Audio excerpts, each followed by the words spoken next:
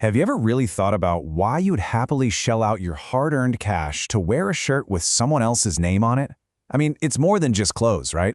It's a massive, multi-billion-dollar industry that's literally built on passion and identity. So let's get into it and really understand the incredible power of the jersey.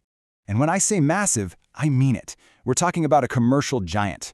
From the cap on your head to the coffee mug on your desk, sports merchandise is a huge, huge part of how we all experience sports. But beyond the crazy numbers, it's something that's deeply personal. It's about having a real, tangible connection to the moments and the heroes we'll never, ever forget.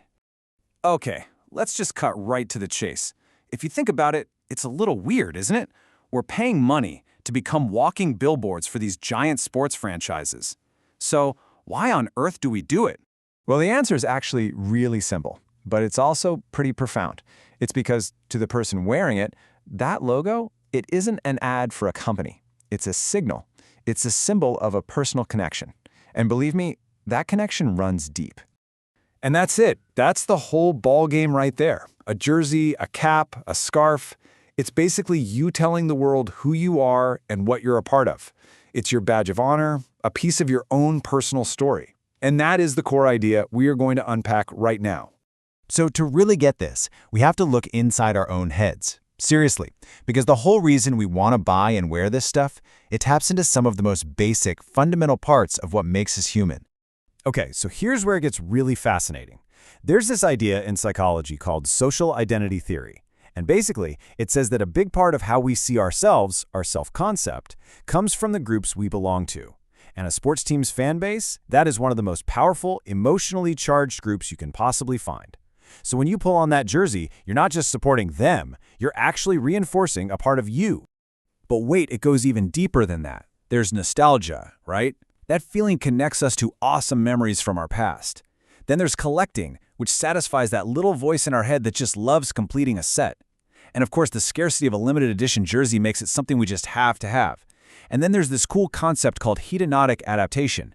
You know how the buzz from buying a new gadget fades pretty fast? Well, that jersey's different. It's a constant, lasting source of pleasure because it's always reminding you of your fandom. And this quote just nails it.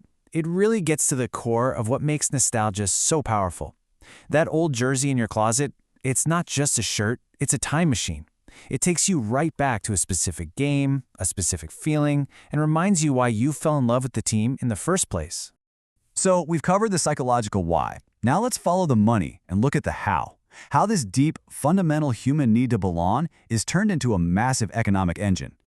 For any sports team, merchandising is like a three-part machine that just keeps running. First, obviously, it generates a ton of direct revenue. Second, every single hat or jersey sold out there in the world builds the team's brand. It's like free advertising. And third, and maybe most importantly, it creates an intense fan loyalty, which is the most valuable thing a team can have. And all of this creates this incredibly powerful feedback loop, a virtuous cycle. Fans show their loyalty by buying merch, which brings in money. The team uses that money to get better players and build better stadiums, which leads to more wins. And what do more wins create? You guessed it, even more fans. The cycle just keeps repeating and getting stronger. Now, of course, this isn't just about jerseys anymore. Not by a long shot. The world of sports merchandise has exploded into this huge, diverse spectrum of products, covering everything from the physical stuff you can hold to the purely digital. I mean, just look at how much the way we own a piece of the game has changed. Way back, it started with simple little commemorative pins. Then came the boom of trading cards.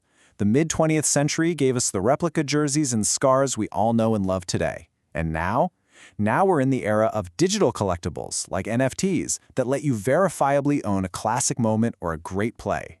You can really break all this stuff down into four main areas.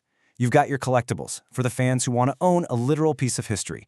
You've got apparel, which is all about expressing your identity every single day. Lifestyle goods let you bring your fandom into your home. And then you have digital items, which are all about this new frontier of proving ownership in the virtual world.